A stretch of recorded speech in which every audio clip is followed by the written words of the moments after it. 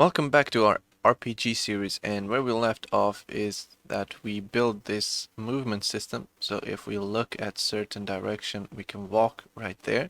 I polished the animations a little bit, so now actually looks like he is running. And we brought this NPC in here. So for now, this guy will only roam around. And as we can see in here, NPC state, now he is in combat mode. Now the way you trigger this combat mode is by making the NPC state calculate the distance between the player and the NPC. So if I go back to play mode, we're going to see that my NPC is in peaceful state. So if I go ahead and get close to him, his peaceful state will become in combat and he now stops roaming. So he is ready to receive some damage and he's ready to actually hit me.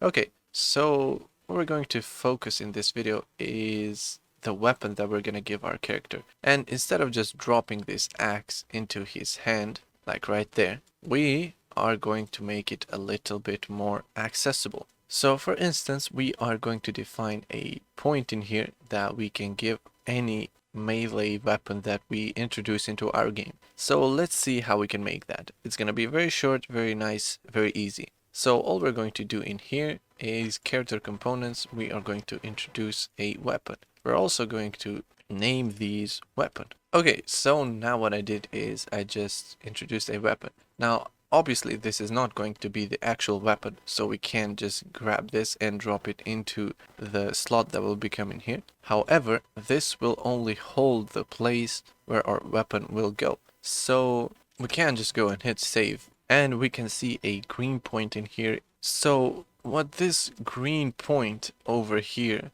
is this melee position. So if you don't have that already, you can just go ahead and create a empty game object into his hand, name it melee position, and then you can position it however you like. So the way I have positioned it is that now if I go ahead and bring my axe inside this game object, the axe will look like this. So obviously the axe will go into the 0 position. We're going to make sure that the position is 0, and there is the axe now. So we can just go ahead and play, and obviously now he is in peaceful state, so he can't attack. And there is his weapon. Okay, now let's try and spawn this weapon via scripting. So since I just created this weapon, I'm just going to drop this melee position inside here. I'm going to delete the weapon and we'll go into our components in here. And I'll just create a script, and all the script is going to do is hold the weapon list. So what I'll do in here is I'll just name this melee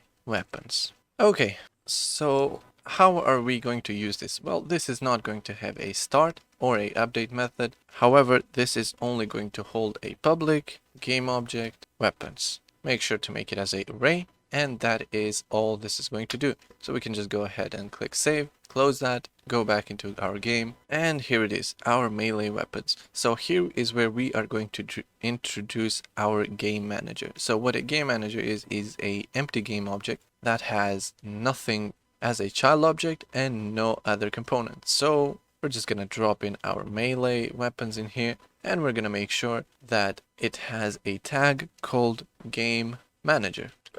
So now we have a game object called game manager. So instead of just dropping this melee list and then after dropping it, we load it with the weapons that we give it, so we can just give it multiple weapons. The problem in here is that this will only save into this particular scene. So we don't want that. We want a global object that holds all of our melees. So we're going to remove that, and we are going to create another game object. In this one, we are going to call it weapons. And you might have guessed it, this is going to hold our melee weapons. So the trick is now we grab this weapons and we make it a prefab. Here is where the magic happens. If this list is now empty and we go into our weapons and add in a component like this, this is automatically saved now. If we go back into our scene, we should see a weapon. Now that is all we need. So we are going to delete this from here, and into our game object, we are going to introduce a game object script. So like we did for the melee, go ahead, create a script, call it game manager. Now, if you spell game manager as I did in here, you should see a gear popping up in here, and that is all normal. So into our game object, make sure that we spell our names correctly, game manager. We're gonna take this game manager, drop it, open it, and you might have guessed what we're going to do. We are going to create a reference to our melee weapons. So we are going to say game object. Now here we can say melee weapons, or we can say a game object that holds the melees. And this is going to do the exact same thing. This is just going to hold these references. So now we have our melee weapons. This is our weapons. We're gonna drag it and drop it in here. And now how do we access these from our player? Well, that is very simple. So since we introduced this game manager as a tag game manager, we have two ways of accessing it. We can look for the game manager script, or we can look for the tag. So it's all up to you in here. We're going to introduce in here a private variable. We're going to call it game manager, and this is how we are going to give our character a weapon.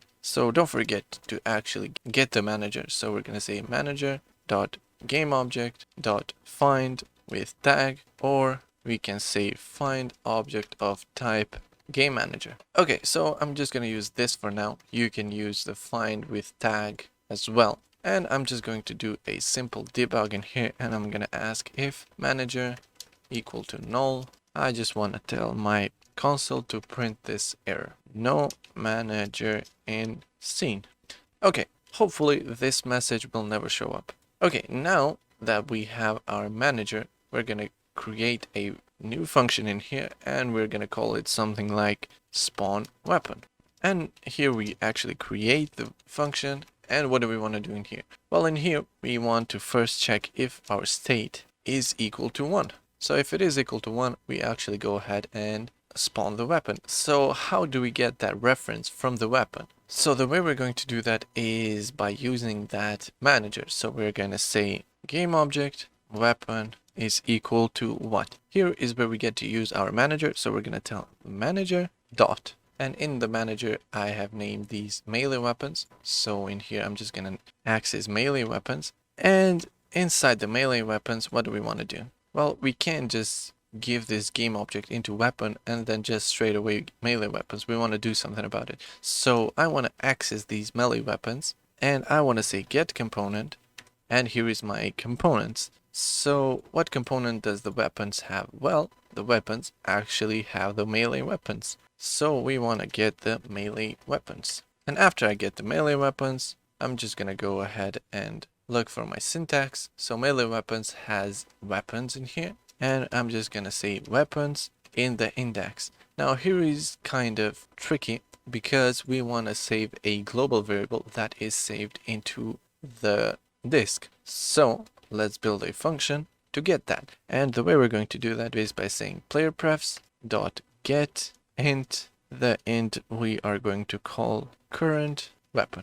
Okay, so since we didn't introduce this integer yet, this will return us a 0. And in here we have only one weapon. So now, if we've done everything correctly, we should have these spawn weapon working. So now let's create a function to actually call this. And I'll do that by simply saying tab in here, or maybe some other keyword. So if input dot get key code dot a, I just want to spawn the weapon. Now the mistake that we are doing in here is we are just creating this weapon and we're not placing it into our weapon. So let's go ahead and do that. Weapon dot transform dot parent is equal to this weapon up here. So just say weapon dot transform. Now in theory this should work fine. We're probably gonna get an error, but let's see how it goes. Let's not forget to create this character state and make it public so we can access it into our inspector view.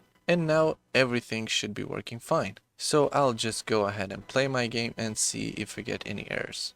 Okay, so far I got no errors in my console. And now let's go into my player and change my state. So I'll just state 1. He goes into attack mode and now he can actually attack. So now I'll try and press A and I get a error. Okay, so the problem is that we are using everything correctly. So we are using our weapons and then we are using the actual axe. Problem is that in here we are just giving it as a game object. So what we want to do in here is clear this code and then say instantiate and then copy that code back in here.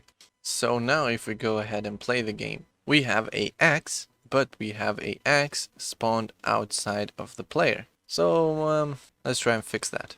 Okay, so the problem is that this weapon is spawning into the middle of the map because we have a weapon as a new game object in here, and we also have this game object in here named weapon. So we're gonna go ahead and change these names to melees, and now if we go ahead and hit save, we should have a melee as a child object of our melee position. But now we have a brand new error that our positions are all messed up. So we can see our axe just flying around. Okay, so that is luckily very easy to fix. So we're gonna say melee.transform.position is equal to vector3.0. We also want to set the melee.transform.euler angles. We want to set that as well into vector3.0. And we want to set the melee.transform.scale to new vector3 1 1 1.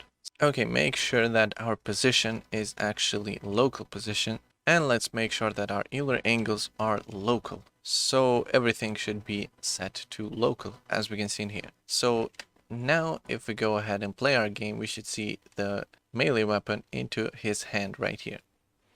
Okay, so here is our weapon, and we can attack with our weapon. So let's go ahead and try and attack this guy. Obviously nothing is going to happen since we have no physics yet, but it kind of looks cool. Okay, so next video we are going to define the player stats and the game will actually start to look like an actual RPG. So thank you for watching again, and I'll see you in the next video.